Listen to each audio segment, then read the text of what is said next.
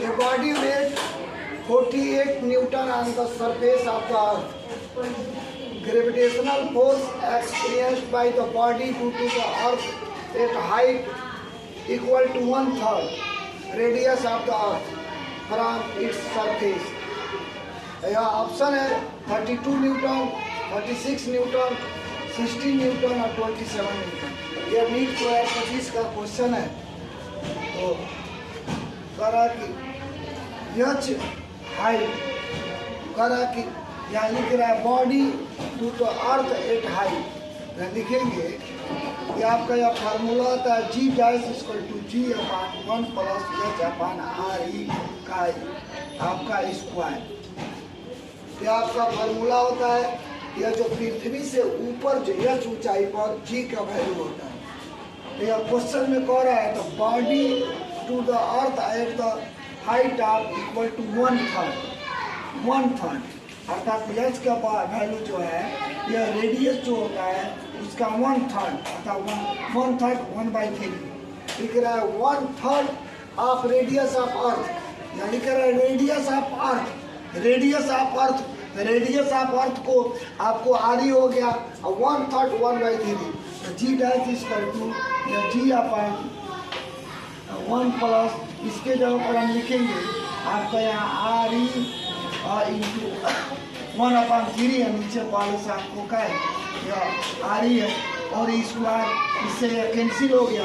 Ji dash equal to G upon 1 plus 1/3 का square. G dash equal to G upon 3 1 जा 3 1 4/3 का square. G dash जी अपान 16/3 9 इसका work करेंगे 4 का 16 और 3 का 9।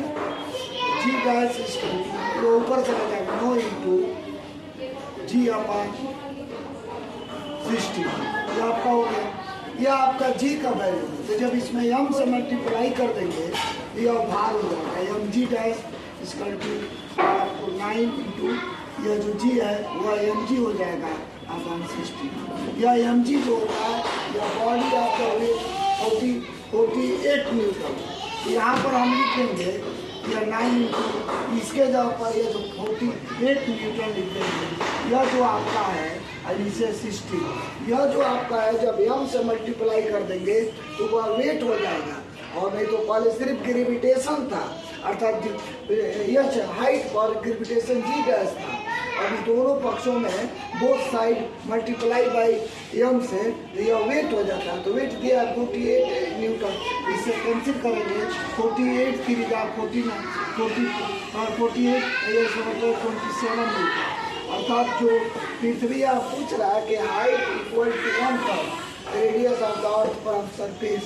मतलब पाने का मतलब यह है कि जो रेडियस है अर्थ का उसका 1/3 हाइट पर जाने पर उस व्यक्ति का वेट कितना होगा। तो जो 48 न्यूटन है वो आपका 27 न्यूटन हो जाएगा। यह नीट 2025 का क्वेश्चन ऑप्शन 4 से।